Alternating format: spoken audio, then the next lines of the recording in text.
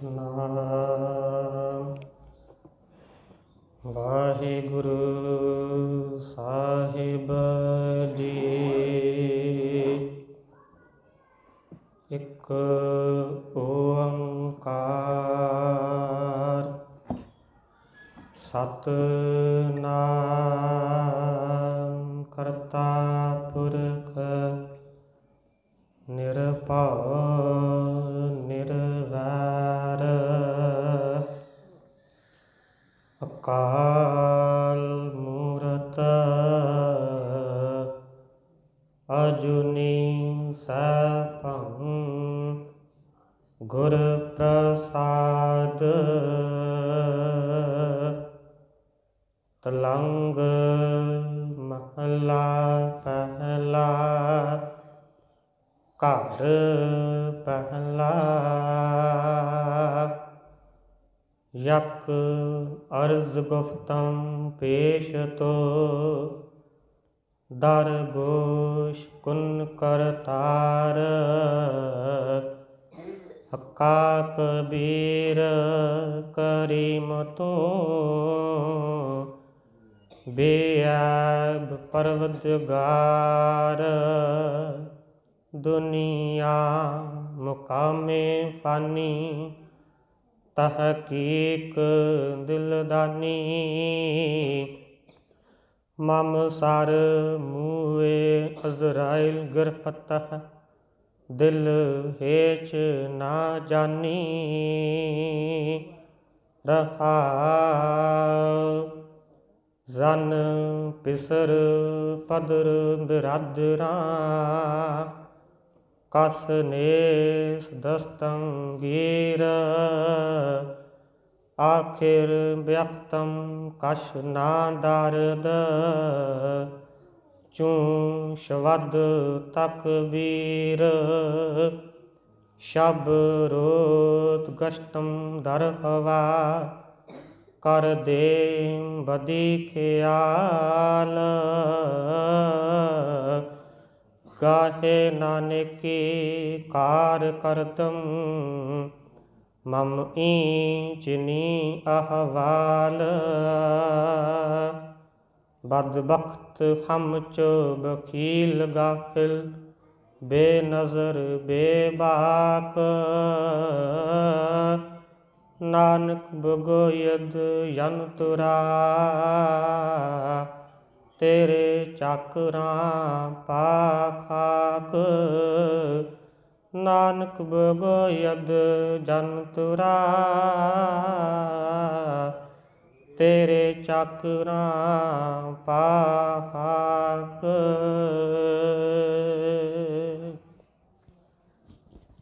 ਚਵਰ ਛਤਰ ਤਖਤ ਦੇ ਮਾਲਿਕ ਗੁਰਤਾ ਗੱਦੀ ਦੇ ਸੁਭਾਏਮਾਨ ਧੰਨ ਧੰਨ ਸ੍ਰੀ ਗੁਰੂ ਗ੍ਰੰਥ ਸਾਹਿਬ ਜੀਓ ਮਹਾਰਾਜ। ਤਿਨਾਂ ਦੀ ਪਾਵਨ ਪਵਿੱਤਰ ਹਜ਼ੂਰੀ ਅੰਦਰ ਜੁੜ ਮਿਲ ਬੈਠੇ ਸਤ ਸੰਗੀ ਜਨੋ, ਆਪ ਜਾਣਦੇ ਹੋ ਕੁਝ ਦਿਨ ਪਹਿਲਾਂ ਸਤਿਕਾਰਯੋਗ ਬਾਪੂ ਜੀ ਸਰਦਾਰ ਸੁਰਜਣ ਸਿੰਘ ਜੀ ਜੋ ਪਰਿਵਾਰ ਨੂੰ ਸਦੀਵੀ ਵਿਛੋੜਾ ਦੇ ਕਰਕੇ ਸੰਸਾਰ ਤੋਂ ਗਏ ਨੇ, ਤਿਨਾਂ ਦੇ ਨਿਮਿਤ ਸਾਰੇ ਸਾਕ ਸੰਬੰਧੀ ਪਰਿਵਾਰ ਨੂੰ ਹੌਸਲਾ ਦੇਣ ਦੇ ਵਾਸਤੇ ਵਿਛੜੇ ਹੋਏ ਪ੍ਰਾਣੀ ਦੇ ਨਿਮਿਤ ਅੰਤਿਮ ਅਰਦਾਸ ਕਰਨ ਦੇ ਵਾਸਤੇ ਧੰਨ ਧੰਨ ਸ੍ਰੀ ਗੁਰੂ ਤੇਗ ਬਹਾਦਰ ਸਾਹਿਬ ਜੀ ਮਹਾਰਾਜ ਤਿਨਾਂ ਦੇ ਚਰਨਾਂ ਦੇ ਵਿੱਚ ਅਰਦਾਸ ਬੇਨਤੀ ਕਰਨ ਦੇ ਵਾਸਤੇ ਇਕੱਤਰ ਹੋਏ ਹਨ। ਸਤਿਗੁਰੂ ਜੀ ਨੇ ਗੁਰਬਾਣੀ ਦੇ ਅੰਦਰ ਇਸ ਜੀਵ ਨੂੰ ਵਾਰ-ਵਾਰ ਇਹੀ ਸਮਝਾਇਆ ਕਿ ਭਲਿਆ ਸੰਸਾਰ ਦੇ ਉੱਤੇ ਜਦ ਤੇਰਾ ਜਨਮ ਹੋਇਆ, ਤੇਰੇ ਜਨਮ ਤੋਂ ਪਹਿਲਾਂ ਉਸ ਮਾਲਕ ਨੇ ਤੇਰੇ ਆਉਣ ਦੀ ਜੋ ਤਰੀਕ ਹੈ ਉਹ ਨਿਸ਼ਚਿਤ ਕਰ ਦਿੱਤੀ ਹੈ। ਮਰਨ ਲਿਖਾਏ ਮੰਡਲ ਮਹਿ ਆਏ। ਪਹਿਲਾਂ ਤੂੰ ਆਪਣੀ ਮੌਤ ਦਾ ਦਿਨ ਨਿਸ਼ਚਿਤ ਕੀਤਾ, ਇੰਨੇ ਸਵਾਸ ਭੋਗਣ ਤੋਂ ਬਾਅਦ ਮੈਂ ਤੇਰੀ ਹਜ਼ੂਰੀ ਦੇ ਵਿੱਚ ਵਾਪਸ ਆ ਜਾਵਾਂਗਾ। ਸਤਿਗੁਰੂ ਜੀ ਦੀ ਕਿਰਪਾ ਦੇ ਸਦਕਾ ਬਾਪੂ ਸਰਜਣ ਸਿੰਘ ਜੀ ਮਾਲਕ ਵੱਲੋਂ ਬਖਸ਼ਿਸ਼ ਕੀਤੇ ਹੋਏ ਜੋ ਸਵਾਸ ਸਫਲੇ ਕਰਦੇ ਹੋਏ ਭੋਗਦਿਆਂ ਹੋਇਆ ਸੰਸਾਰ ਤੋਂ ਚਲਾਣਾ ਕਰ ਗਏ। ਸਤਿਗੁਰੂ ਜੀ ਨੇ ਗੁਰਬਾਣੀ ਦੇ ਅੰਦਰ ਇਨਸਾਨ ਨੂੰ, ਇਸ ਜੀਵ ਨੂੰ ਕਿਸ ਤਰ੍ਹਾਂ ਸਮਝਾਇਆ ਔਰ ਪ੍ਰਮਾਤਮਾ ਦੇ ਨਾਮ ਨੂੰ ਜਪਣ ਦੇ ਵਾਸਤੇ ਵਾਰ-ਵਾਰ ਆਖਿਆ ਹੈ। ਸਤਿਗੁਰੂ ਕਿਰਪਾ ਕਰਨ ਜੋ ਸਾਰੀ ਵਿਚਾਰ ਸਮੇਂ ਦੇ ਅੰਦਰ ਰਹਿ ਕਰਕੇ ਕਰਨੀ ਹੈ। ਆਪ ਸਰਬੱਤ ਸੰਗਤਾਂ ਅਸੀਸ ਬਖਸ਼ੋ, ਹਾਜ਼ਰੀ ਲਵਾਓ। ਇੱਕੋ ਵਾਰ ਕਹਿਣ ਤੇ ਆਖੋ ਜੀ ਵਾਹਿਗੁਰੂ ਜੀ ਕਾ ਖਾਲਸਾ, ਵਾਹਿਗੁਰੂ ਜੀ ਕੀ ਫਤਿਹ। ਸਤਿਗੁਰੂ ਜੀ ਆਖਣ ਲੱਗੇ, ਜਿਵੇਂ ਦਿਨ ਦਾ ਚੜ੍ਹਾਅ ਹੋਇਆ ਸੂਰਜ ਨਿਕਲਣ ਦੇ ਨਾਲ, ਜਿਸ ਵਕਤ ਸੂਰਜ ਛਿਪਿਆ ਦਿਨ ਵੀ ਉਹ ਖਤਮ ਹੋ ਗਿਆ। ਉਸੇ ਤਰ੍ਹਾਂ ਜਿਹੜੇ ਤੇਰੇ ਸਵਾਸ ਨੇ ਉਹ ਨਿਕਲਦੇ ਜਾ ਰਹੇ ਨੇ, ਤੂੰ ਸੰਸਾਰ ਤੋਂ ਚਲੀ ਜਾਣਾ। ਜੋ ਦਿਨ ਆਵੈ ਸੋ ਦਿਨ ਜਾਹੀ, ਕਰਨਾ ਕੂਚ ਰਹਿਣ ਥਿਰ ਨਾਹੀ। ਇੱਥੇ ਰਹਿਣਾ ਨਹੀਂ ਹੈ, ਚਲੇ ਜਾਣਾ ਹੈ। ਕਰਨਾ ਕੂਚ ਰਹਿਣ ਥਿਰ ਨਾਹੀ। ਔਰ ਇੱਥੋਂ ਤੱਕ ਆਪਾਂ ਆਪਣੇ ਆਲੇ ਦੁਆਲੇ ਝਾਤ ਮਾਰੀਏ, ਕਿੰਨੇ ਸਾਡੇ ਸਾਥ ਸੰਬੰਧੀ ਹੁਣ ਤੱਕ ਜਾ ਚੁੱਕੇ ਨੇ। ਸਤਿਗੁਰੂ ਜੀ ਕਹਿਣ ਲੱਗੇ, ਸੰਗ ਚਲਤ ਹੈ ਹਮ ਭੀ ਚਲਣਾ। ਸਾਡੇ ਸਾਰਿਆਂ ਦਾ ਜੋ ਸਾਥ ਉਹ ਤੁਰਦਾ ਜਾ ਰਿਹਾ, ਅਸੀਂ ਵੀ ਸੰਸਾਰ ਤੋਂ ਚਲੇ ਜਾਣਾ। ਸੰਗ ਚਲਤ ਹੈ ਹਮ ਭੀ ਚਲਣਾ, ਦੂਰ ਗਗਨ ਸਿਰ ਉੱਪਰ ਮਰਨਾ। ਉਹ ਪ੍ਰਮਾਤਮਾ ਦੇ ਜਮਾਂ ਦਾ ਡੰਡਾ ਜੋ ਸਾਡੇ ਸਿਰ ਤੇ ਉੱਪਰ ਸੁਭਾਏਮਾਨ, ਉਹ ਸਿਰ ਦੇ ਉੱਪਰ ਕਾਇਮ ਹੈ। ਭਗਤ ਫਰੀਦ ਜੀ ਵੀ ਆਖਣ ਲੱਗੇ, ਇੱਕ ਦਿਨ ਮੈਂ ਦਰਿਆ ਦੇ ਕਿਨਾਰੇ ਤੇ ਤੁਰਿਆ ਜਾ ਰਿਹਾ ਸਾਂ, ਔਰ ਤੁਰਦਿਆਂ ਤੁਰਦਿਆਂ ਜੋ ਮੇਰੀ ਨਿਗਾਹ ਦਰਿਆ ਦੇ ਕਿਨਾਰੇ ਦੇ ਉੱਪਰ ਬੈਠੇ ਹੋਏ ਉਸ ਬੰਗਲੇ ਦੇ ਉੱਪਰ ਪਈ, ਜਿਹੜਾ ਬੜੀ ਮਸਤੀ ਦੇ ਨਾਲ ਇੱਕ ਟੱਕ ਨਿਗਾਹ ਲਾ ਕੇ ਮੱਛੀ ਦੇ ਵੱਲ ਧਿਆਨ ਲਾ ਕੇ ਬੈਠਾ।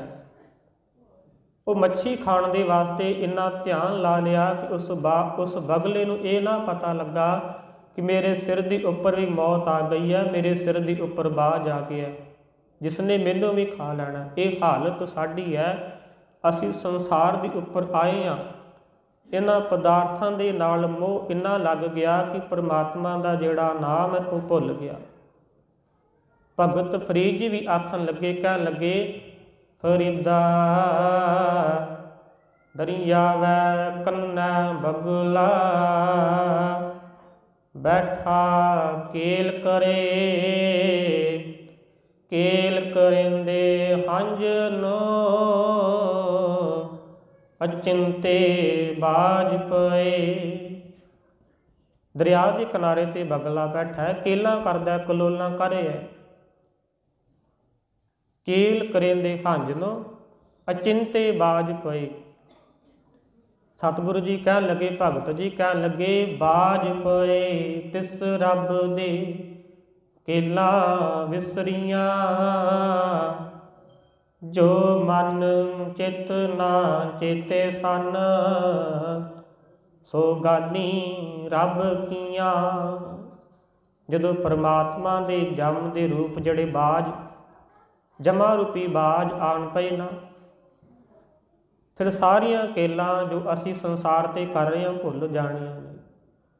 ਔਰ ਉਹ ਪਰਮੇਸ਼ਰ ਦਾ ਕੈਸਾ ਵਰਤਾਰਾ ਵਰਤ ਰਿਹਾ ਹੈ, ਜੋ ਚੀਜ਼ਾਂ ਜੋ ਕੁਝ ਆਪਣੇ ਸੁਪਨੇ ਦੇ ਵਿੱਚ ਵੀ ਅਸੀਂ ਨਹੀਂ ਸੋਚਿਆ ਕਿ ਇਹ ਕਾਰਜ ਅਸੀਂ ਕਰਾਂਗੇ, ਉਹ ਮਾਲਕ ਨੇ ਕਰਵਾ ਦਿੱਤੇ। ਜੋ ਮਨ ਚਿੱਤ ਨਾ ਚੇਤੇ ਸਨ, ਸੋ ਗਾਲੀ ਰੱਬ ਕੀਆਂ। ਪਰਮੇਸ਼ਰ ਨੇ ਉਹ ਗੱਲਾਂ ਵੀ ਕਰਾ ਦਿੱਤੀਆਂ। ਕਦੀ ਮਾਤਾ ਪਿਤਾ ਨੇ ਨਹੀਂ ਸੋਚਿਆ, ਸਾਡੇ ਹੱਥੀਂ ਜੰਮੇ ਪਲੇ ਸਾਡੇ ਆਪਣੇ ਧੀਆਂ ਪੁੱਤਰ ਸਾਨੂੰ ਇੱਕ ਦਿਨ ਅੱਗ ਲਾਉਣਗੇ। ਕਦੀ ਮਾਤਾ ਪਿਤਾ ਨੇ, ਕਦੀ ਪੁੱਤਰ ਨੇ ਨਹੀਂ ਸੋਚਿਆ ਕਿ ਮੈਂ ਆਪਣੇ ਮਾਤਾ ਪਿਤਾ ਨੂੰ ਆਪਣੇ ਹੱਥੀਂ ਅੱਗ ਲਾਵਾਂਗਾ। ਇਹ ਗੱਲਾਂ ਸੋਚੀਆਂ ਨਹੀਂ, ਪਰ ਪਰਮੇਸ਼ਰ ਨੇ ਕਰਵਾਈਆਂ ਨੇ।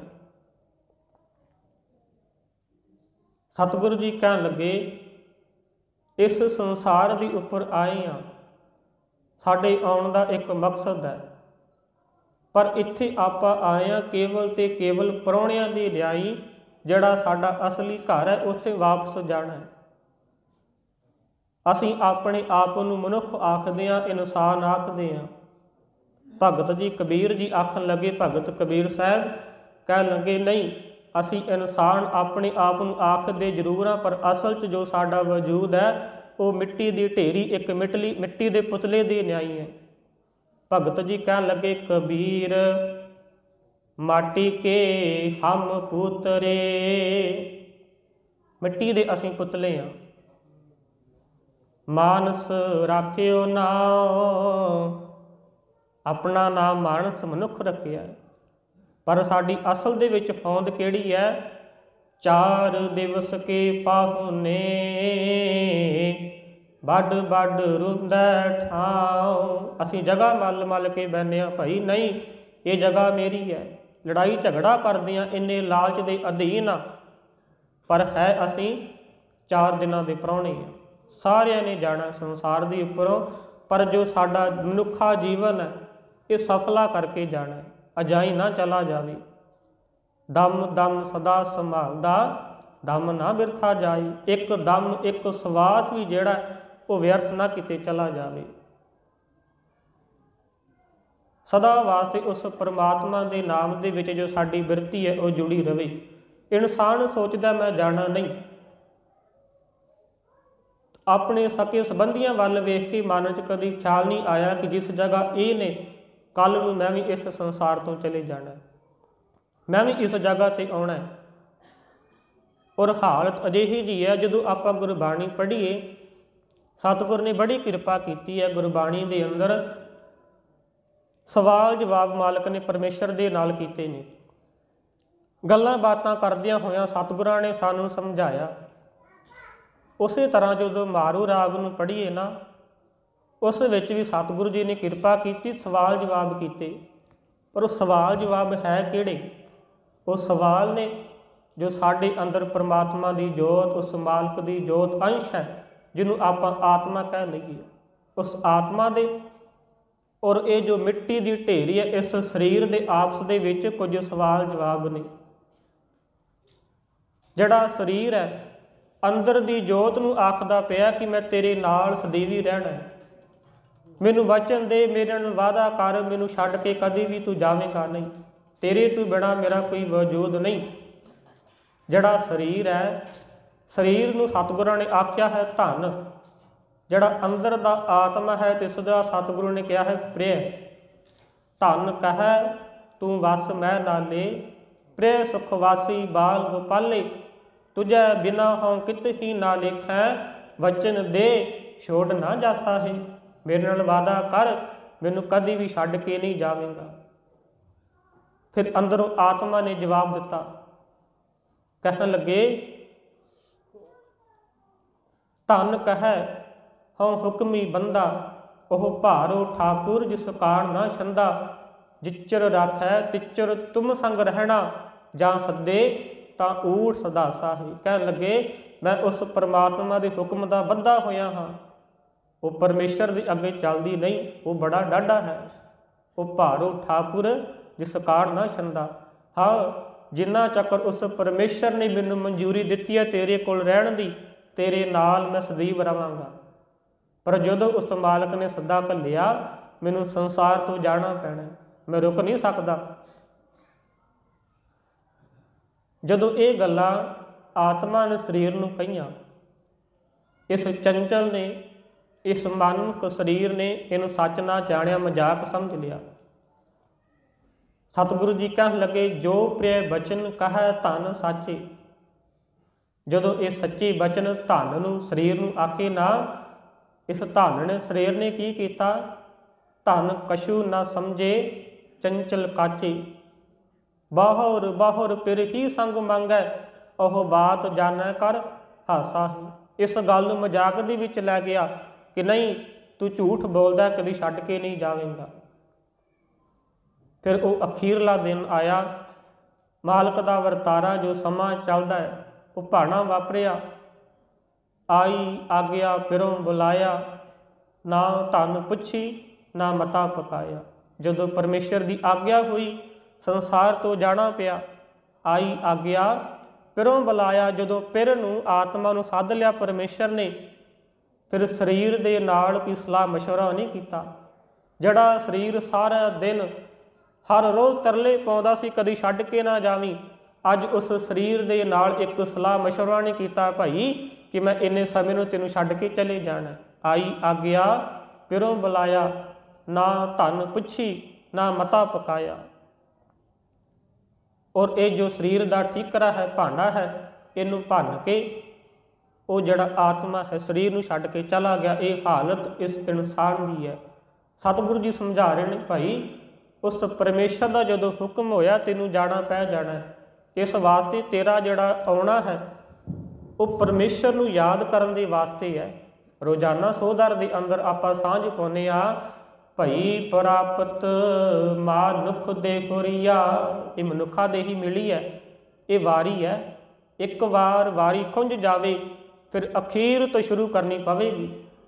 ਫਿਰ ਕੋਈ ਬਾਅਦ ਵਿੱਚ ਤੈਨੂੰ ਵਾਰੀ ਦੇ ਵਿੱਚ ਲਾਈਨ ਦੇ ਵਿੱਚ ਲੱਗਣ ਨਹੀਂ ਦੇਵੇਗਾ। ਹੁਣ ਤੇਰੀ ਵਾਰੀ ਆ ਗਈ ਹੈ। ਭਈ ਪ੍ਰਾਪਤ ਮਾਨੁਖ ਦੇ ਹੋਰੀਆ, ਗੋਬਿੰਦ ਮਿਲਣ ਕੀ ਇਹ ਤੇਰੀ ਬਰੀਆ। ਪਰਮੇਸ਼ਰ ਨੂੰ ਮਿਲਣ ਦੀ ਵਾਰੀ ਹੈ, ਗੋਬਿੰਦ ਨੂੰ। ਇਸ ਕਰਕੇ ਤੇਰਾ ਜਿਹੜਾ ਸਮਾਂ ਉਹਨੂੰ ਅਜਾਈ ਨਾ ਗਵਾ। ਬਾਪੂ ਸੁਰਜਣ ਸਿੰਘ ਜੀ ਸੰਸਾਰ ਤੋਂ ਸਦੀਵ ਵਿਛੋੜਾ ਦੇ ਕਰਕੇ ਗਏ ਨੇ। ਔਰ ਇੱਕ ਆਪਣੇ ਪਿਤਾ ਦਾ ਫਿਰ ਇੱਕ ਪੁੱਤਰ ਦਾ ਬੜਾ ਗਹਿਰਾ ਗੂੜੀ ਸਾਂਝ ਹੈ। ਪਿਤਾ ਆਪਣੇ ਪੁੱਤਰ ਨੂੰ ਝਿੜਕਦਾ ਹੈ ਚੰਗੇ ਕੰਮਾਂ ਦੇ ਵਾਸਤੇ। ਪਿਤਾ ਆਪਣੇ ਪੁੱਤਰ ਨੂੰ ਪਿਆਰ ਵੀ ਕਰਦਾ ਹੈ, ਕੁੱਟੇਗਾ ਮਾਰੇਗਾ ਵੀ। ਉਸੇ ਤਰ੍ਹਾਂ ਲੜਾਈ ਝਗੜਾ ਵੀ ਹੋਣਾ ਬੇਸ਼ੱਕ ਹੈ, ਕਈ ਵਾਰੀ ਹੋ ਜਾਂਦੇ ਨੇ। ਸਤਿਗੁਰੂ ਜੀ ਨੇ ਵੀ ਗੁਰਬਾਣੀ ਦੇ ਅੰਦਰ ਇੱਕ ਝਗੜੇ ਦੀ ਗੱਲ ਕਹੀ ਹੈ। ਉਹ ਝਗੜਾ ਇੱਕ ਪਿਤਾ ਔਰ ਪੁੱਤਰ ਦਾ ਹੀ ਹੈ। ਸਤਿਗੁਰੂ ਜੀ ਇਸ ਝਗੜੇ ਦੇ ਵਿੱਚ ਆਖਦੇ ਨੇ, ਇਹ ਝਗੜਾ ਧੰਨ ਸ਼੍ਰੀ ਗੁਰੂ ਰਾਮਦਾਸ ਮਹਾਰਾਜ ਤਿੰਨਾਂ ਦੇ ਪੁੱਤਰ ਬਾਬਾ ਪ੍ਰਿਥੀ ਚੰਦ ਜੀ ਦਾ ਹੈ। ਬਾਬਾ ਪ੍ਰਿਥੀ ਚੰਦ ਜੀ ਝਗੜਦੇ ਨੇ ਕਿ ਤੁਸੀਂ ਗੁਰਤਾ ਗੱਦੀ ਮੈਨੂੰ ਦਿਓ। ਹੁਣ ਜੋ ਸਤਿਗੁਰੂ ਜੀ ਆਪਣੇ ਪੁੱਤਰ ਨੂੰ ਸਮਝਾ ਰਹੇ ਨੇ, ਇੱਕ ਪਿਤਾ ਔਰ ਪੁੱਤਰ ਦਾ ਜੋ ਰਿਸ਼ਤਾ ਹੈ, ਬੇਸ਼ੱਕ ਪਿਤਾ ਲੱਖ ਝਿੜਕ ਲਵੇ ਪਰ ਪੁੱਤਰ ਦਾ ਅਧਿਕਾਰ ਨਹੀਂ ਆਪਣੇ ਪਿਤਾ ਦੇ ਨਾਲ ਝਗੜਾ ਕਰੇ। ਸਤਿਗੁਰੂ ਜੀ ਕਹਿਣ ਲੱਗੇ ਬੇਸ਼ੱਕ ਇਹ ਝਗੜਾ ਮੇਰੇ ਪਰਿਵਾਰ ਦਾ ਹੈ, ਪਰ ਇਹ ਜਿਹੜੀ ਸਾਂਝ ਹੈ, ਨਸੀਹਤ ਹੈ, ਸਾਰਿਆਂ ਦੇ ਵਾਸਤੇ ਹੈ। ਕਹਿਣ ਲੱਗੇ ਕਾਹੇ ਪੂਤ ਝਗੜਤ ਹਉ ਸੰਗ ਬਾਪ, ਜਿਨ ਕੇ ਜਣੇ ਵਡੇਰੇ ਤੁਮ ਹੋ ਤਿੰਨ ਸਿਉ ਝਗੜਤ ਪਾਪ। ਜਿਸ ਦੀ ਬਦੌਲਤ ਤੂੰ ਸੰਸਾਰ ਦੇ ਵਿੱਚ ਆਇਆ, ਤਿਸ ਦੇ ਨਾਲ ਝਗੜਾ ਕਰਦਾ, ਸਭ ਤੋਂ ਵੱਡਾ ਪਾਪ ਹੈ ਆਪਣੇ ਮਾਤਾ ਪਿਤਾ ਦੇ ਨਾਲ ਝਗੜਾ ਕਰਨਾ। ਸਤਿਗੁਰੂ ਜੀ ਧੰਨ ਸ਼੍ਰੀ ਗੁਰੂ ਨਾਨਕ ਦੇਵ ਜੀ ਮਹਾਰਾਜ ਜਦੋਂ ਬਚਪਨ ਦੇ ਵਿੱਚ ਨੇ, ਪੜ੍ਹਾਈ ਲਿਖਾਈ ਦਾ ਸਤਿਗੁਰਾਂ ਜੀ ਦਾ ਜੋ ਕਾਰਜ ਆਰੰਭ ਕੀਤਾ ਗਿਆ। ਸਤਿਗੁਰਾਂ ਦੀ ਜੋ ਉਮਰ ਹੈ ਤਕਰੀਬਨ 6 ਤੋਂ 7 ਕੁ ਸਾਲਾਂ ਦੀ ਹੈ। ਧੰਨ ਸ਼੍ਰੀ ਗੁਰੂ ਨਾਨਕ ਸਾਹਿਬ ਜੀ ਦੀ ਜੋ ਸਭ ਤੋਂ ਪਹਿਲੇ ਉਸਤਾਦ ਨੇ ਗੁਰੂ ਸਾਹਿਬ ਜੀ ਦੇ ਗੋਪਾਲ ਕਾਂਧਾ ਜੀ। ਫਿਰ ਪਿਤਾ ਜੀ ਕਹਿਣ ਲੱਗੇ ਇਹਨਾਂ ਨੂੰ ਹੋਰ ਦੁਨਿਆਵੀ ਪੜ੍ਹਾਈ ਦੀ ਵੀ ਜ਼ਰੂਰਤ ਹੈ, ਕਿ ਆਪਣੇ ਪਿਤਾ ਨੂੰ ਆਪਣੇ ਪੁੱਤਰ ਦੀ ਫਿਰ ਹਰੇਕ ਪਿਤਾ ਨੂੰ ਆਪਣੇ ਬੱਚੇ ਦੀ ਫਿਕਰ ਹੁੰਦੀ ਹੈ, ਇਹ ਚੰਗਾ ਪੜ੍ਹ ਲਿਖ ਜਾਵੇ, ਚੰਗੀ ਨੌਕਰੀ 'ਤੇ ਲੱਗ ਜਾਵੇ। ਉਸੇ ਤਰ੍ਹਾਂ ਪਿਤਾ ਕਾਲੂ ਜੀ ਕਹਿਣ ਲੱਗੇ ਜੋ ਸਾਡੇ ਪੁੱਤਰ ਨੇ ਗੁਰੂ ਨਾਨਕ ਸਾਹਿਬ ਜੀ, ਤੇ ਇਹਨਾਂ ਨੂੰ ਹੋਰ ਪੜ੍ਹਾਉਣਾ ਚਾਹੀਦਾ। ਉਹ ਸਤਿਗੁਰਾਂ ਜੀ ਦੇ ਉਸਤਾਦ ਚੁਣੇ ਨੇ ਕਾਜ਼ੀ ਰੁਕਬਉਦੀਨ ਜੀ, ਮੌਲਵੀ ਨੇ, ਸਤਿਗੁਰਾਂ ਨੂੰ ਫਾਰਸੀ ਦੀ ਪੜ੍ਹਾਈ ਪੜ੍ਹਾ ਰਹੇ ਨੇ। ਗੁਰੂ ਨਾਨਕ ਸਾਹਿਬ ਜੀ ਨੇ ਜੋ ਫਾਰਸੀ ਦੀ ਪੜ੍ਹਾਈ ਹੈ ਮੌਲਵੀ ਸਾਹਿਬ ਜੀ ਦੇ ਪਾਸੋਂ ਪੜ੍ਹੀ ਹੈ। ਪੜ੍ਹਾਈ ਕਰਦੇ ਗਏ, ਇੱਕ ਦਿਨ ਅਜਿਹੀ ਮੌਜ ਵਿੱਚ ਆਏ ਗੁਰੂ ਸਾਹਿਬ ਜੀ, ਤਕਰੀਬਨ 2 ਦਿਨ ਲੰਘ ਗਏ ਨੇ, ਹਜੇ 7 ਕੁ ਸਾਲਾਂ ਦੀ ਉਮਰ ਹੈ ਗੁਰੂ ਸਾਹਿਬ ਜੀ ਦੀ, ਪਰ ਘਰ ਤੋਂ ਬਾਹਰ ਜਾ ਕੇ ਇੱਕ ਚਾਦਰ ਆਪਣੇ ਉੱਪਰ ਲਈ ਹੈ ਔਰ ਸਾਰਾ ਦਿਨ ਉਸੇ ਰੁੱਖ ਦੇ ਹੇਠਾਂ ਲੰਮੇ ਪਏ ਰਹਿਣਾ। ਮਾਤਾ ਨੇ ਬੁਲਾਇਆ, ਪਿਤਾ ਜੀ ਨੇ ਆਵਾਜ਼ ਮਾਰੀ, ਭੈਣ ਬੇਬੇ ਨਾਨਕੀ ਜੀ ਗਏ ਨੇ, ਪਰ ਸਤਿਗੁਰੂ ਕਿਸੇ ਦੇ ਨਾਲ ਗੱਲ ਨਹੀਂ ਕਰਦੇ, ਨਾ ਬੋਲ ਰਹੇ ਨੇ, ਨਾ ਹੁਣ ਖੇਡਦੇ ਨੇ। ਜਿਹੜੀਆਂ ਗੱਲਾਂ, ਜਿਹੜਾ ਗਿਆਨ ਦੀਆਂ ਗੱਲਾਂ, ਉਹ ਅਮੋਲਕ ਬਚਨ ਤਲਵੰਡੀ ਨਗਰ ਦੇ ਜਿਹੜੇ ਲੋਕ ਉਹ ਸੁਣਦੇ ਸੀ, ਉਹ ਅੱਜ ਤਰਸ ਰਹੇ ਨੇ ਕਿ ਗੁਰੂ ਨਾਨਕ ਸਾਹਿਬ ਜੀ ਹੁਣ ਕੋਈ ਗੱਲਬਾत ਨਹੀਂ ਕਰ ਰਹੀ, ਜ਼ਰੂਰ ਕੁਝ ਘਟਨਾ ਵਾਪਰੀ ਹੈ। ਹੁਣ ਇੱਕ ਪਿਤਾ ਨੂੰ ਆਪਣੇ ਪੁੱਤਰ ਦੀ ਇੰਨੀ ਫਿਕਰ ਹੋਈ ਹੈ। ਪਿਤਾ ਕਲਿਆਣ ਦਾਸ ਜੀ ਬੜੇ ਫਿਕਰ ਦੇ ਵਿੱਚ ਨੇ। ਉਹਨਾਂ ਦਾ ਆਪਣਾ ਮਨ ਵੀ ਆਪਣੇ ਕੰਮ ਕਾਜ ਦੇ ਵਿੱਚ ਨਹੀਂ ਲੱਗ ਰਿਹਾ ਕਿ ਮੇਰਾ ਪੁੱਤਰ ਠੀਕ ਨਹੀਂ, ਮੈਂ ਕੰਮ ਕਿਵੇਂ ਕਰਾਂ। ਪਿਤਾ ਜੀ ਦੁਬਾਰਾ ਮੌਲਵੀ ਜੀ ਦੇ ਕੋਲ ਗਏ, ਕਹਿਣ ਲੱਗੇ ਤੁਹਾਡੇ ਕੋਲ ਪੜ੍ਹਾਈ ਕਰ ਰਹੇ ਸੀ, ਪੜ੍ਹਦੇ ਸੀ, ਤੁਸੀਂ ਹੀ ਜਾ ਕੇ ਸਮਝਾਓ, ਵੇਖੋ ਜਾ ਕੇ ਕੀ ਗੱਲ ਹੋਈ ਹੈ। ਮੌਲਵੀ ਜੀ ਆਏ ਨੇ, ਆ ਕੇ ਗੁਰੂ ਨਾਨਕ ਸਾਹਿਬ ਜੀ ਨੂੰ ਸਮਝਾਉਣ ਲੱਗੇ, ਪੁੱਤਰ ਜੀ ਇਸ ਤਰ੍ਹਾਂ ਨਾ ਕਰੋ, ਤੁਹਾਡੀ ਹੱਸਣ ਖੇਡਣ ਦੀ ਉਮਰ ਹੈ, ਕਿਸ ਚੱਕਰਾਂ ਦੇ ਵਿੱਚ ਪਏ ਹੋ, ਕਿਉਂ ਲੰਮੇ ਪਏ ਹੋ। ਸਤਿਗੁਰੂ ਨਾ ਬੋਲੇ। ਕਾਜੀ ਜੀ ਕਹਿਣ ਲੱਗੇ ਜੇ ਮੇਰੇ ਨਾਲ ਨਹੀਂ ਗੱਲ ਕਰਨੀ, ਉਸ ਖੁਦਾ ਦਾ ਵਾਸਤਾ ਹੈ ਤੈਨੂੰ, ਉਸ ਖੁਦਾ ਦੇ ਨਾਮ 'ਤੇ ਤਾਂ ਬੋਲ। ਸਤਿਗੁਰੂ ਜੀ ਦੇ ਨੇਤਰ ਖੋਲ੍ਹੇ ਨੇ। ਗੁਰੂ ਨਾਨਕ ਸਾਹਿਬ ਜੀ ਕਹਿਣ ਲੱਗੇ ਕਾਜੀ ਜੀ ਖੁਦਾ ਦਾ ਵਾਸਤਾ ਪਾਇਆ ਸੀ, ਇਸ ਕਰਕੇ ਤੁਹਾਨੂੰ ਨਾਲ ਗੱਲ ਕਰਨ ਲੱਗੇ ਹਾਂ। ਕਾਜੀ ਜੀ ਮੌਲਵੀ ਜੀ ਕਹਿਣ ਲੱਗੇ ਕੀ ਗੱਲ ਹੋਈ, ਤੁਸੀਂ ਕਿਉਂ ਚੁੱਪ ਹੋ। ਸਤਿਗੁਰੂ ਜੀ ਦੀ ਉਮਰ 7 ਸਾਲਾਂ ਦੀ ਹੈ ਔਰ ਪਾਵਨ ਬਚਨ ਕੇ ਮਾਲਕ ਜੀ ਨੇ ਕਹਿਣ ਲੱਗੇ ਇਹ ਜਿਹੜਾ ਸਾਰਾ ਸੰਸਾਰ ਹੈ ਫਨਾ ਹੋਣ ਵਾਲਾ ਹੈ, ਖਤਮ ਹੋਣ ਵਾਲਾ ਹੈ, ਇਹਦੇ ਨਾਲ ਜੁੜਿਆਂ ਇਸ ਸੰਸਾਰ ਦੇ ਨਾਲ ਮੋਹ ਲਾਇਆ ਪਾਰ ਉਤਾਰਾ ਨਹੀਂ ਹੋ ਸਕਣਾ। ਉਹ ਪਾਵਨ ਉਪਦੇਸ਼ ਸਤਿਗੁਰੂ ਜੀ ਨੇ ਕਾਜ਼ੀ ਰੁਕਬਦੀਨ ਜੀ ਨੂੰ ਜੋ ਉਪਦੇਸ਼ ਦਿੱਤਾ, ਪਾਵਨ ਸ਼ਬਦ ਰਾਗ ਤਲੰਗ ਦੇ ਅੰਦਰ ਅੰਗ ਨੰਬਰ 721 ਤੇ ਤਲੰਗ ਰਾਗ ਦਾ ਸਭ ਤੋਂ ਪਹਿਲਾ ਸ਼ਬਦ ਹੈ, ਜੋ ਸ਼ਬਦ ਉਸ ਵਕਤ ਸਤਿਗੁਰਾਂ ਨੇ ਉਚਾਰਨ ਕੀਤਾ।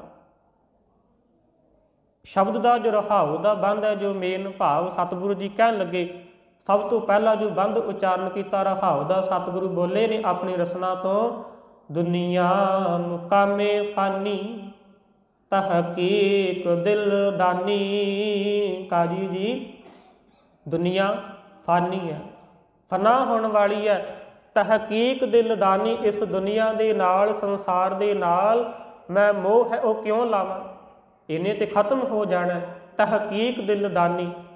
ਕਾਜੀ ਜੀ ਤੁਸੀਂ ਇਸਲਾਮ ਦੇ ਨਾਲ ਸੰਬੰਧ ਰੱਖਦੇ, ਤੁਸੀਂ ਆਇਤਾਂ ਕੁਰਾਨ ਸ਼ਰੀਫ ਪੜ੍ਹੀ ਹੈ, ਤੁਸੀਂ ਜਾਣਦੇ ਹੋ ਜਿੱਥੇ ਦੇਵਤੇ ਫਰਿਸ਼ਤੇ ਮੌਜੂਦ ਨੇ ਉੱਥੇ ਇੱਕ ਮੌਤ ਦਾ ਫਰਿਸ਼ਤਾ ਹੈ ਜਿਸ ਨੂੰ ਅਜ਼ਰਾਈਲ ਕਿਹਾ ਜਾਂਦਾ ਹੈ। ਕਹਿਣ ਲੱਗੇ ਉਹ ਜਿਹੜਾ ਅਜ਼ਰਾਈਲ ਫਰਿਸ਼ਤਾ ਹੈ ਮੇਰੇ ਸਿਰ ਦੇ ਉੱਪਰ ਮੌਜੂਦ ਹੈ। ਮਮ ਸਰ ਮੋਏ ਅਜ਼ਰਾਈਲ ਗਰਪਤਾ ਦਿਲ ਏਚ ਨਾਦਾਨੀ ਰਹਾ। ਜਿਹੜਾ ਅਜ਼ਰਾਈਲ ਫਰਿਸ਼ਤਾ ਹੈ ਉਹ ਮੇਰੇ ਸਿਰ ਦੇ ਉੱਪਰ ਮੌਜੂਦ ਹੈ ਔਰ ਉਸਨੇ ਮੇਰੇ ਜਿਹੜੇ ਵਾਲ ਉਹ ਫੜੇ ਹੋਏ ਨੇ। ਜਦੋਂ ਸਮਾਂ ਆਇਆ ਉਸ ਫਰਿਸ਼ਤੇ ਨੇ ਸੰਸਾਰ ਤੋਂ ਲੈ ਜਾਣਾ। ਹੁਣ ਇਹ ਜੋ ਪਾਵਨ ਸ਼ਬਦ ਹੈ ਗੁਰੂ ਸਾਹਿਬ ਨੇ ਉਚਾਰਨ ਕੀਤਾ, ਇਹ ਉਹਨਾਂ ਦੇ ਵਾਸਤੇ ਹੈ ਜਿਹੜੇ ਲੋਕ ਗੁਰੂ ਦੀ ਮੱਤ ਦੇ ਨਾਲ ਨਹੀਂ ਜੁੜੇ, ਜਿਨ੍ਹਾਂ ਨੇ ਹਜੇ ਗੁਰਮਤਿ ਨੂੰ ਜਾਣਿਆ ਨਹੀਂ। ਹੋਰ ਗੁਰੂ ਨਾਨਕ ਸਾਹਿਬ ਜੀ ਦੇ ਸਿਰ ਉੱਪਰ ਥੋੜ੍ਹੀ ਨਾ ਮੌਤ ਦਾ ਫਰਿਸ਼ਤਾ, ਜਿਸ ਬਾਰੇ ਗੁਰੂ ਅਰਜਨ ਦੇਵ ਜੀ ਆਖਦੇ ਨੇ, ਗੁਰੂ ਨਾਨਕ ਜਿਨ ਸੁਣਿਆ ਵੇਖਿਆ ਸੇ ਫਿਰ ਗੁਰਬਾਸ ਨਾ ਭਰਿਆ ਰੇ। ਸਤਿਗੁਰੂ ਨੇ ਸ਼ਬਦ ਉਚਾਰਨ ਕੀਤਾ, ਗੱਲ ਆਪਣੇ ਤੇ ਲੈ ਕਰਕੇ ਸਤਿਗੁਰੂ ਨੇ ਗੱਲ ਕੀਤੀ ਹੈ, ਪਰ ਸਮਝਾਈ ਉਹਨਾਂ ਦੇ ਵਾਸਤੇ ਹੈ ਜਿਹੜੇ ਪਰਮੇਸ਼ਰ ਨੂੰ ਯਾਦ ਨਹੀਂ ਕਰ ਰਹੇ। ਸਤਿਗੁਰੂ ਜੀ ਕਹਿਣ ਲੱਗੇ ਉਹਨਾਂ ਦੀ ਹਾਲਤ ਅਜਿਹੀ ਹੈ ਜਿਹੜੇ ਯਾਦ ਨਹੀਂ ਕਰਦੇ, ਉਹ ਮੌਤ ਦਾ ਅਜ਼ਰਾਈਲ ਫਰਿਸ਼ਤਾ ਸਿਰ ਦੇ ਉੱਪਰ ਸੁਭਾਏਮਾਨ ਹੈ। ਮੌਲਵੀ ਜੀ ਕਹਿਣ ਲੱਗੇ ਫਿਰ ਕੀਤਾ ਕੀ ਜਾਵੇ। ਸਤਿਗੁਰੂ ਕਹਿਣ ਲੱਗੇ ਇੱਕੋ ਅਰਦਾਸ ਹੈ ਉਸ ਪਰਮੇਸ਼ਰ ਦੇ ਅੱਗੇ, ਕਿਹੜੀ? ਯਕ ਅਰਜ਼ ਗੁਫਤੰ ਪੇਸ਼ ਤੋ ਦਰਗੋਸ਼ ਕੁਨ ਕਰਤਾਰ ਹੱਕਾ ਕਬੀਰ ਕਰੀਮ ਤੂੰ ਬੇਅਬ ਪਰਵਰਦਗਾਰ। ਇਹ ਪਹਿਲਾ ਬੰਦ ਹੈ ਸ਼ਬਦ ਦਾ ਜੋ ਅਰਦਾਸ ਹੈ। ਕਹਿਣ ਲੱਗੇ ਯਕ ਅਰਜ਼ ਗੁਫਤਮ ਪੇਸ਼ ਤੋਂ।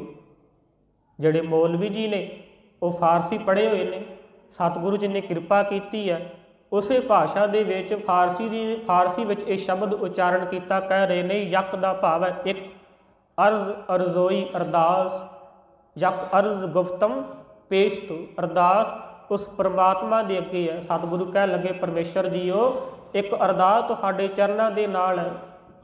ਦਰਗੋਸ਼ ਕੁਨ ਕਰਤਾਰ, ਗੋਸ਼ ਦਾ ਭਾਵ ਹੈ ਕੰਨ, ਆਪਣੇ ਕੰਨ ਦੇ ਨਾਲ ਧਿਆਨ ਦੇ ਨਾਲ ਮੇਰੀ ਜਿਹੜੀ ਅਰਦਾਸ ਹੈ ਬੇਨਤੀ ਹੈ ਧਿਆਨ ਦੇ ਨਾਲ ਸੁਣਿਆ ਸਤਿਗੁਰੂ। ਸਤਿਗੁਰੂ ਕਿਹੜੇ ਨੇ? ਹੱਕਾ ਕਬੀਰ ਕਰੀਮ ਤੂੰ। ਹੱਕਾ ਦਾ ਭਾਵ ਹੈ ਸੱਚ, ਜਿਹੜਾ ਪਰਮਾਤਮਾ ਸੱਚਾ ਹੈ। ਕਬੀਰ ਦਾ ਭਾਵ ਹੈ ਵੱਡਾ, ਜਿਹੜਾ ਪਰਮੇਸ਼ਰ ਸਾਰਿਆਂ ਤੋਂ ਵੱਡਾ ਹੈ। ਉਹ ਕਰੀਮ ਹੈ, ਦਿਆਲੂ ਸੁਭਾਅ ਵਾਲਾ ਹੈ। ਹੱਕਾ ਕਬੀਰ ਕਰੀਮ ਤੂੰ ਬੇਐਬ ਪਰਵਦਗਾਰ, ਉਸ ਪਰਮੇਸ਼ਰ ਦੇ ਵਿੱਚ ਕੋਈ ਐਬ ਨਹੀਂ। ਉਹ ਪਰਮੇਸ਼ਰ ਸੱਚਾ ਹੈ, ਕੋਈ ਐਬ ਨਹੀਂ, ਕੋਈ ਵਿਕਾਰ ਨਹੀਂ। ਅਜਿਹੇ ਪਰਮੇਸ਼ਰ ਦੀ ਅੱਗੇ ਅਰਦਾਸ ਗੁਰੂ ਨਾਨਕ ਸਾਹਿਬ ਜੀ ਕਰ ਰਹੇ ਨੇ। ਹੁਣ ਕਾਜ਼ੀ ਮੌਲਵੀ ਜੀ ਕਹਿਣ ਲੱਗੇ, ਸਤਿਗੁਰੂ ਜੀ ਤੁਸੀਂ ਹਜੇ ਛੋਟੇ ਹੋ, ਜਿਹੜੀਆਂ ਤੁਹਾਡੀਆਂ ਗੱਲਾਂ ਨੇ ਬੜੀਆਂ ਸਿਆਣੀਆਂ ਨੇ, ਦਾਨਿਆਂ ਵਾਲੀਆਂ ਨੇ। ਇਹੋ ਜਿਹੀਆਂ ਗੱਲਾਂ, ਇਹੋ ਜਿਹਾ ਗਿਆਨ ਬਜ਼ੁਰਗਾਂ ਦੇ ਕੋਲ ਵੀ ਨਹੀਂ ਜਿਹੜੇ ਗਿਆਨ ਦੀ ਗੱਲ ਤੁਸੀਂ ਕਰ ਰਹੇ ਹੋ। ਪਰ ਨਾਲ ਇੱਕ ਗੱਲ ਚੇਤੇ ਰੱਖੋ ਨਾ, ਤੁਹਾਡੇ ਪਿਤਾ ਜੀ ਬੜੇ ਫਿਕਰਾਂ ਦੇ ਵਿੱਚ ਨੇ, ਤੁਹਾਡਾ ਪਰਿਵਾਰ ਹੈ, ਤੁਹਾਡੀ ਮਾਤਾ ਹੈ, ਤੁਹਾਡੀ ਬੇਬੇ ਜੀ ਨੇ, ਤਿੰਨਾਂ ਦੇ ਵੱਲ ਧਿਆਨ ਮਾਰੋ। ਸਤਿਗੁਰੂ ਜੀ ਕਹਿਣ ਲੱਗੇ, ਹਾਂ ਰਿਸ਼ਤੇ ਸਾਰੇ ਸਤਿਕਾਰਯੋਗ ਨੇ, ਤਿੰਨਾਂ ਦੀ ਬਦੌਲਤ ਸੰਸਾਰ ਦੇ ਵਿੱਚ ਆਏ ਆ। ਪਰ ਕਾਜ਼ੀ ਜੀ ਇੱਕ ਗੱਲ ਚੇਤੇ ਰੱਖਿਓ, ਇਹ ਰਿਸ਼ਤੇ ਜਿਹੜੇ ਨਾਲ ਨਿਭਣ ਵਾਲੇ ਨਹੀਂ। ਸੰਸਾਰ ਦੇ ਉੱਪਰ ਦੁੱਖ ਸੁੱਖ ਦੇ ਵਿੱਚ ਸਹਾਈ ਜ਼ਰੂਰ ਨੇ, ਪਰ ਇਹਨਾਂ ਰਿਸ਼ਤਿਆਂ ਨੇ ਜਿੱਥੇ ਮੈਂ ਜਾਣਾ ਅੱਗੇ ਇਕੱਲੇ ਹੀ ਜਾਣਾ ਹੈ, ਕਿਸੇ ਨੇ ਨਾਲ ਨਹੀਂ ਜਾਣਾ। ਸਤਿਗੁਰੂ ਜੀ ਨੇ ਫਿਰ ਅੱਗੇ ਸਮਝਾਉਣਾ ਕੀਤਾ, ਪਾਵਨ ਉਪਦੇਸ਼ ਬਚਨ ਉਚਾਰਨ ਕੀਤੇ। ਕਹਿਣ ਲੱਗੇ, ਜਨ ਪਿਸਰ ਪਦਰ ਬਿਰਾਦਰਾ ਕਸ ਨੇਸ਼ ਦਸਤੰਗੀਰ, ਆਖਿਰ ਵਿਅਫਤਮ ਕਛ ਨਾ ਦਾਰਿਦ, ਚੂੰ ਸ਼ਬਦ ਤਕਬੀਰ। ਜਨ ਦਾ ਭਾਵ ਹੈ ਪਤਨੀ, ਇਸਤਰੀ। ਜਨ ਤੋਂ ਭਾਵ ਹੈ ਦਾਸ, ਬਿੰਦੀ ਲਾ ਕੇ ਉਚਾਰਨ ਕਰਨਾ ਹੈ ਜਨ। ਜਨ ਪਿਸਰ, ਪਿਸਰ ਤੋਂ ਭਾਵ ਹੈ ਪੁੱਤਰ। ਪਦਰ ਦਾ ਭਾਵ ਹੈ ਪਿਤਾ। ਬਿਰਾਦਰਾਂ ਤੋਂ ਭਾਵ ਹੈ ਭਰਾ। ਜਨ ਪਿਸਰ ਪਦਰ ਬਿਰਾਦਰਾਂ ਕਸ ਨੇਸ਼ ਦਸਤੰਗੀਰ, ਕਿਸੇ ਨੇ ਨਾਲ ਸਹਾਈ ਨਹੀਂ ਹੋਣਾ। ਜਦੋਂ ਸੰਸਾਰ ਤੋਂ ਜਾਣਾ, ਇਨਸਾਨ ਨੇ ਇਕੱਲਿਆਂ ਹੀ ਜਾਣਾ। ਜਦੋਂ ਸੰਸਾਰ ਤੋਂ ਜਾਵਾਂਗੇ ਨਾ, ਭਗਤ ਕਬੀਰ ਜੀ ਵੀ ਆਖਣ ਲੱਗੇ ਨੇ, ਕਾਕੋ ਮਾਤ ਪਿਤਾ ਕੋ ਕਾਕੋ ਕਵਨ ਪੁਰਖ ਕੀ ਜੋਈ। ਕਿਹੜਾ ਪਿਤਾ ਕਿਹੜੀ ਮਾਤਾ, ਕਾਕੋ ਮਾਤ ਪਿਤਾ ਕੋ ਕਾਕੋ ਕਵਨ ਪੁਰਖ ਕੀ ਜੋਈ। ਘਟ ਫੁੱਟੈ ਕੋਈ ਬਾਤ ਨਾ ਪੁੱਛੈ, ਕੱਢ ਕੱਢ ਹੋਈ। ਜਦੋਂ ਸਰੀਰ ਦਾ ਭਾਂਡਾ ਫੁੱਟ ਗਿਆ ਨਾ, ਫਿਰ ਇੱਕ ਗੱਲ ਸਾਰਿਆਂ ਦੇ ਵਿੱਚ ਆ ਜਾਣੀ, ਭਾਈ ਲੈ ਜਾਓ, ਹੁਣ ਹੋਰ ਨਾ ਰੱਖੋ। ਜਿਸ ਦੇ ਨਾਲ ਇੰਨਾ ਸਨੇਹ ਇੰਨਾ ਪਿਆਰ ਸੀ, ਜਦੋਂ ਉਹ ਭਾਂਡਾ ਸਵਾਸ ਨਿਕਲੇ, ਭਾਂਡਾ ਫੁੱਟ ਗਿਆ, ਫਿਰ ਉਸੇ ਤੋਂ ਡਰ ਲੱਗਣ ਲੱਗ ਪਿਆ। ਫਿਰ ਕਾਢੋ ਕੱਢ ਹੋਈ। ਫਿਰ ਹੁਣ ਕਹਿਣ ਲੱਗ ਪਏ ਸਾਰੇ, ਪਈ ਛੇਤੀ ਤੋਂ ਛੇਤੀ ਲੈ ਜਾਓ, ਹੁਣ ਘਰ ਨਾ ਰੱਖੋ। ਇਹ ਹਾਲਤ ਹੈ। ਜਨ ਪਿਸਰ ਪਦਰ ਬਿਰਾਦਰਾਂ ਕਸ ਨੇਸ਼ ਦਸਤੰਗੀਰ, ਆਖਿਰ ਵਿਅਫਤਮ ਕਛ ਨਾ ਦਾਰਦ, ਚੂੰ ਸ਼ਬਦ ਤਕਬੀਰ। ਜਦੋਂ ਅਖੀਰਲਾ ਸਮਾਂ ਆਇਆ, ਸਵਾਸ ਮੁੱਕਣੇ ਨੇ, ਜਦੋਂ ਕਬਰ ਦੇ ਵਿੱਚ ਜਾ ਡਿੱਗਣਾ ਹੈ ਕਾਜੀ ਜੀ, ਇਸਲਾਮ ਦੇ ਅੰਦਰ ਜਦੋਂ ਆਪਾਂ ਅੱਜ ਅਖੀਰਲੀ ਅੰਤਿਮ ਅਰਦਾਸ ਕਰਨੀ ਹੈ, ਉਸੇ ਤਰ੍ਹਾਂ ਜਦੋਂ ਇਸਲਾਮ ਦੇ ਅੰਦਰ ਮੁਰਦੇ ਨੂੰ ਦਫਨਾਇਆ ਜਾਂਦਾ ਹੈ ਨਾ ਕਬਰ ਦੇ ਕੋਲ, ਉਦੋਂ ਇੱਕ ਨਮਾਜ਼ ਪੜ੍ਹੀ ਜਾਂਦੀ ਹੈ, ਜਿਸ ਨਮਾਜ਼ ਦਾ ਨਾਮ ਹੈ ਤਕਬੀਰ ਦੀ ਨਮਾਜ਼।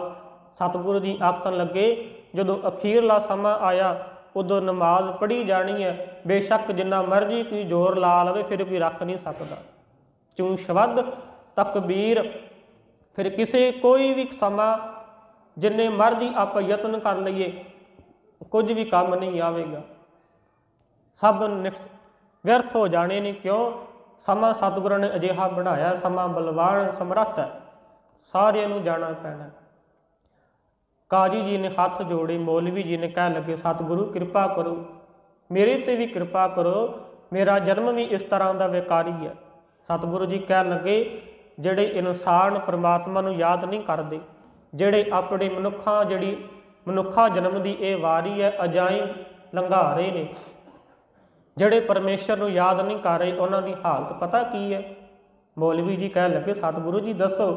ਕਹਿਣ ਲੱਗੇ, ਸ਼ਬ ਰੋਜ਼ ਗਸ਼ਤਮ ਦਰ ਹਵਾ, ਕਰ ਦੇ ਬਦੀ ਖਿਆਲ,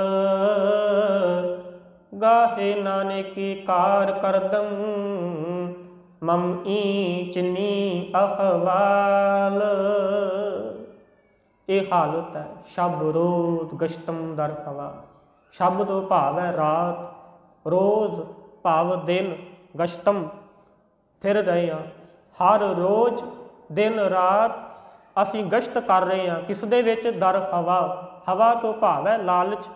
ਲਾਲਚ ਦੇ ਵਿੱਚ ਅਸੀਂ ਰੋਜ਼ਾਨਾ ਆਪਣੀ ਭੱਜ ਦੌੜ ਦੀ ਜਿਹੜੀ ਜ਼ਿੰਦਗੀ ਉਹ ਜਿਉ ਰਹੇ ਹਾਂ। ਜਦ ਤੱਕ ਅੰਦਰ ਸੰਤੋਖ ਨਹੀਂ ਆਇਆ ਨਾ, ਅਸੀਂ ਸਾਰਾ ਜੀਵਨ ਇਸ ਤਰ੍ਹਾਂ ਲੰਘਾ ਦਿੱਤਾ, ਇੱਕ ਪਲ ਵੀ ਪਰਮਾਤਮਾ ਨੂੰ, ਪਰਮੇਸ਼ਰ ਨੂੰ ਯਾਦ ਨਹੀਂ ਕੀਤਾ। ਸ਼ਬ ਰੋਜ਼ ਗਸ਼ਤਮ ਦਰ ਹਵਾ। ਲਾਲਚ ਦੇ ਵਿੱਚ ਲੱਗੇ ਰਹੇ, ਕਰਦੇ ਬਦੀ ਖਿਆਲ। ਬਦੀ ਤੋਂ ਭਾਵ ਹੈ ਭੈੜੇ ਕਾਰਜ, ਮੰਦੇ ਕੰਮ ਅਸੀਂ ਕਰਦੇ ਰਹੇ ਹਾਂ। ਇੱਕ ਪਲ ਵੀ ਚੰਗਾ ਕਾਰਜ ਨਹੀਂ ਕੀਤਾ। ਗਾਹੇ ਨਾ ਨੇਕੀ ਕਾਰ ਕਰਦਮ ਮਮ ਈਂਚ ਨੀ ਅਹਵਾਲ। ਸਤਿਗੁਰੂ ਜੀਓ ਅਜਿਹੀ ਹਾਲਤ ਹੋ ਗਈ ਹੈ, ਇੱਕ ਪਲ ਵੀ ਅਸੀਂ ਇੱਕ ਦਿਨ ਵੀ ਚੰਗਾ ਨਹੀਂ ਕਾਰਜ ਕੀਤਾ, ਨੇਕੀ ਕੀਤੀ ਨਹੀਂ, ਬਦੀ ਦੇ ਵਿੱਚ ਲੱਗੇ ਰਹੇ ਹਾਂ। ਮਮ ਈਂਚ ਨੀ ਅਹਵਾਲ, ਮੇਰਾ ਇਹੋ ਜਿਹਾ ਜਿਹੜਾ ਹਾਲ ਹੋ ਗਿਆ।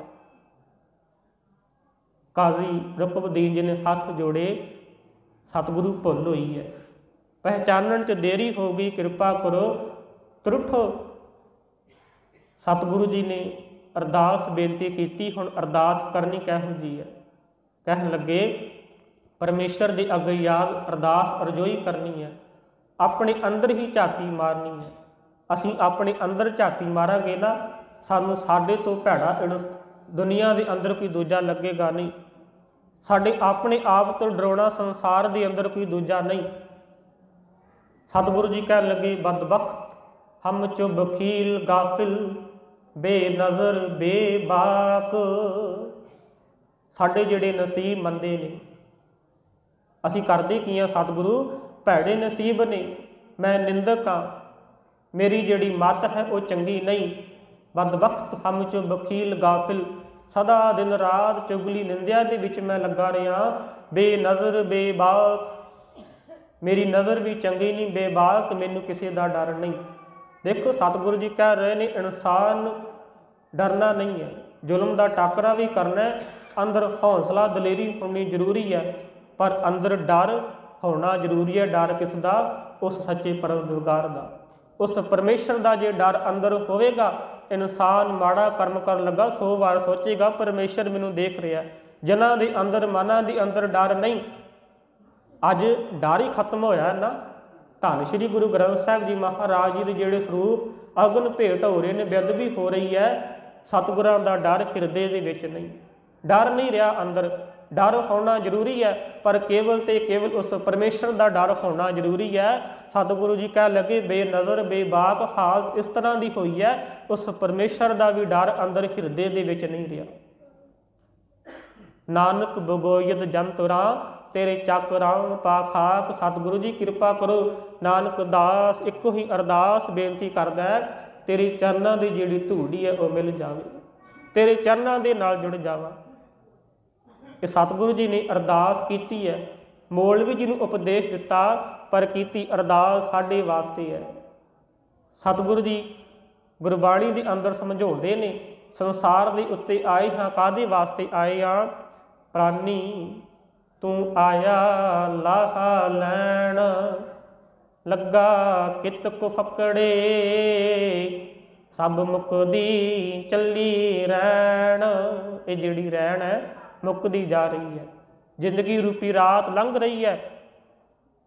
ਜਿਸ ਦਿਨ ਦਿਨ ਚੜ੍ਹੇਗਾ ਸੰਸਾਰ ਤੋਂ ਚਲੇ ਜਾਣਾ। ਇਹ ਰਾਤ ਹੀ ਆਪਣੇ ਕੋਲ ਜਿਹੜੀ ਸਫਲਾ ਕਰਕੇ ਜਾਣੀ, ਜ਼ਿੰਦਗੀ ਰੂਪ ਰਾਤ, ਅਖੀਰਲਾ ਸਮਾਂ ਹੈ। ਸਤਿਗੁਰੂ ਜੀ ਨੇ ਵਾਰ-ਵਾਰ ਇਨਸਾਨ ਨੂੰ ਤਾੜਨਾ ਵੀ ਕੀਤੀ ਹੈ। ਸਾਡੀ ਹਾਲਤ ਉਹਨਾਂ ਵਰਗੀ ਨਾ ਹੋ ਜਾਵੇ। ਜਦੋਂ ਗੁਰੂ ਸਾਹਿਬ ਜੀ ਗਏ ਨੇ ਨਾ ਭਾਈ ਮਰਦਾਨਾ ਜੀ ਦੇ ਨਾਲ, ਕਹਿਣ ਲੱਗੇ, ਮਰਦਾਨਿਆ ਜਾ ਸੱਚ ਔਰ ਝੂਠ ਖਰੀਦ ਕੇ ਲੈ ਕਰਕੇ ਆ। ਭਾਈ ਮਰਦਾਨਾ ਜੀ ਗਏ ਨੇ ਸਾਰਿਆਂ ਦੇ ਕੋਲ, ਪਰ ਇੱਕ ਜੋਹਰੀ ਸਾਲਸਰਾਏ ਤਿੰਨਾਂ ਨੇ ਆਖਿਆ ਸੀ, ਮਰਨਾ ਸੱਚ ਹੈ, ਜਿਉਣਾ ਝੂਠ ਹੈ। ਉਹਨਾਂ ਨੂੰ ਪਤਾ ਤਾਂ ਹੈ ਮਰਨਾ ਸੱਚ ਹੈ, ਸਾਨੂੰ ਵੀ ਪਤਾ ਹੈ ਸੰਸਾਰ ਤੋਂ ਚਲੇ ਜਾਣਾ, ਸਾਨੂੰ ਪਤਾ ਅਸੀਂ ਮੰਦੇ ਕਰਮ ਕਰ ਰਹੇ ਹਾਂ, ਪਰਮਾਤਮਾ ਵੇਖ ਰਿਹਾ, ਪਰ ਇਸ ਦੇ ਬਾਵਜੂਦ ਅਸੀਂ ਉਸ ਉੱਪਰ ਯਕੀਨ ਨਹੀਂ ਕਰਦੇ। ਸਾਲਸਰਾਏ ਨੂੰ ਪਤਾ ਸੀ ਮਰਨਾ ਸੱਚ ਹੈ, ਪਰ ਉਹ ਆਪ ਉਸ ਉੱਪਰ ਪਹਿਰਾ ਨਾ ਦੇ ਸਕਿਆ। ਗੁਰੂ ਸਾਹਿਬ ਨੇ ਆਖਿਆ ਸੀ ਸਾਲਸਰਾਏ ਚਲੋ ਸਾਡੇ ਨਾਲ, ਪਰ ਆਪਣੀ ਪਤਨੀ ਦੇ ਕਹਿਣ ਦੇ ਅਨੁਸਾਰ ਕਿ ਉਹ ਘਰ ਨਹੀਂ। ਗੁਰੂ ਦੇ ਉੱਪਰ ਭਰੋਸਾ ਨਾ ਹੋਣ ਦੇ ਕਾਰਨ ਸਾਲਸਰਾਏ ਸੱਪ ਦੇ ਡੰਗ ਦੇ ਨਾਲ ਮਰਿਆ।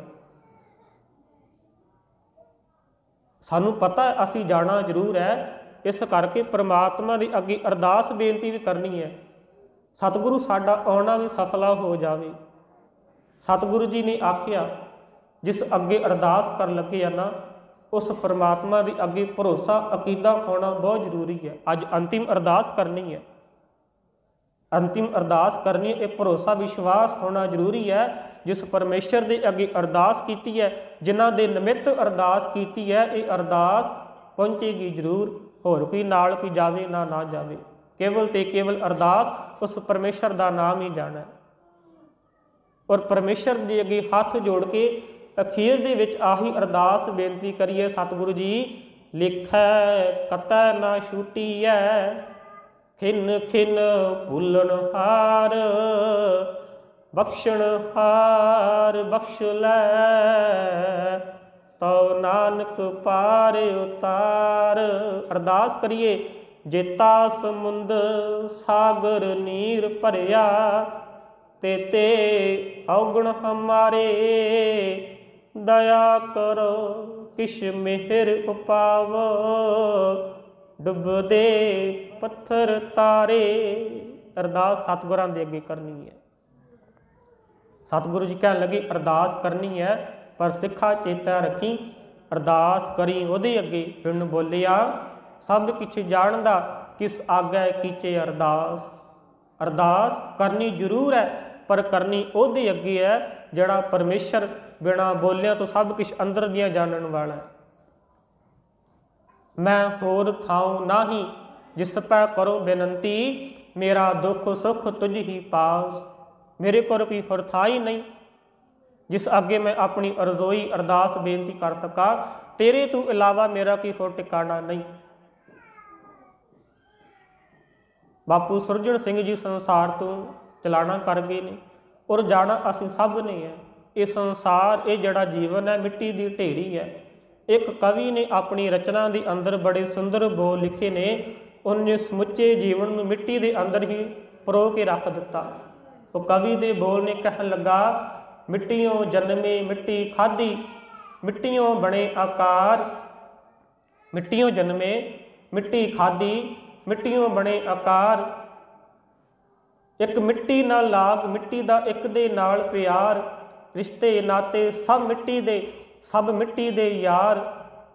मिट्टी गौहण नूं तुर पई मिट्टी, मिट्टी होई उडार। जदों पैसा कमाउण वास्ते गए हैं, मिट्टी गौहण नूं तुर पई मिट्टी, मिट्टी होई उडार। मिट्टी जोर जवानी मिट्टी, तुरदी पब्बां पार। पर अखीरला समा आया, एक दिन बोलणों कूणों रह गई, मिट्टी होई लाचार। सुत्ती ने फिर अख ना पट्टी, थके हाका मार। मिट्टी फिर नहाई मिट्टी, कीते हार शिंगार। चौह मिट्टियां दे मोढियां उत्ते मिट्टी होई सवार।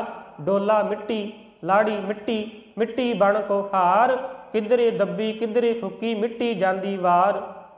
मिट्टी हथीं करपे करके मुंडपी, मिट्टी दा संस्कार। अंत मिट्टी नूं कट्ठी करके मिट्टी आई तार। अंत मिट्टी नूं कट्ठी करके मिट्टी आई तार। एक कवि ने अपनी रचना दे विच समुचे जीवन नूं परो के रखिया। सतगुरु जी कृपा करन, अरदास करनी है परमेश्वर दे अगे, और अरदास करनी है ये विश्वास जरूर होवे कि उस जगह दे केवल ते केवल परमात्मा का नाम ही जावेगा, किसी होर ने नहीं जाना। वैदो ना वाई भैणो ना भाई, किसी वैद ने नाल नहीं जाना, किसी भैन भरा ने नाल नहीं जाना। वैदो ना वाई भैणो ना भाई, एको सहाई राम है। केवल ते केवल परमेश्वर ने नाल जाना है, जिस अगे अरदास करनी है। जहाँ मात पिता सुत मीत ना भाई, मन उहाँ तेरे नाम सदा सहाई। उस परमेश्वर के नाम ने अगे नाल जाना है। और सतगुरु जी अगे अरदास बेनती करिए, सतगुरु कृपा करन। होइयां बेअंत भुलां चुखां दी खीमा, अंत नूं आपां भी अजिही कह के जाइए, जिस ठाकुर स्यो नाही चारा, ताको कीजै सद नमस्कारा। जिह परमेश्वर के अगे अरदास बेनती करनी ही बननी है। आप सरबत संगतां ने सांझ पाउणी रसना करी पवित्र, जिस गुरु की हजूरी के अंदर बैठे आ। सतगुरु जी कह लगे, ऐसे गुर को बल बल जाइए, ऐसे गुर को बल बल जाइए, ऐसे गुर को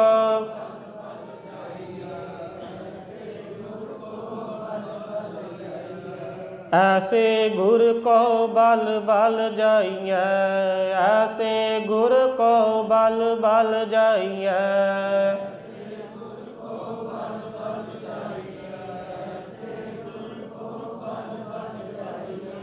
आप मुक्त मोहि तारै, आप मुक्त मोहि तारै, आप मुक्त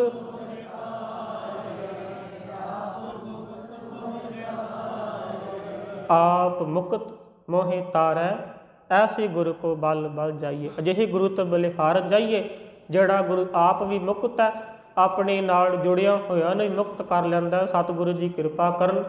ਦਾਸ ਸਾਹਿਬਜ਼ਾਦਾ ਜੁਝਾਰ ਸਿੰਘ ਗੁਰਮਤਿ ਮਿਸ਼ਨਰੀ ਕਾਲਜ ਚੌਂਤਾ ਕਲਾਂ ਰੋਪੜ ਦਾ ਵਿਦਿਆਰਥੀ ਹੈ। ਸਿੱਖਿਆਰਥੀ ਜੀਵਨ ਹੈ, ਗੁਰੂ ਅਤੇ ਗੁਰੂ ਕੀ ਸੰਗਤ ਬਖਸ਼ਣ ਯੋਗ ਹੈ। ਬੋਲਦਿਆਂ ਪਾਸੋਂ ਬੇਅੰਤ ਭੁੱਲਾਂ ਚੁੱਕਾ ਹੋ ਜਾਂਦੀਆਂ ਨੇ। ਸਿੱਖਿਆਰਥੀ ਜੀਵਨ ਸਮਝ ਕੇ ਆਪ ਸਰਬੱਤ ਸੰਗਤ ਨੇ ਮਾਫ ਕਰਨਾ। ਅੰਤ ਨੂੰ ਬੁਲਾਓ ਜੀ ਫਤਿਹ, ਆਖੋ ਜੀ ਵਾਹਿਗੁਰੂ ਜੀ ਕਾ ਖਾਲਸਾ, ਵਾਹਿਗੁਰੂ ਜੀ ਕੀ ਫਤਿਹ।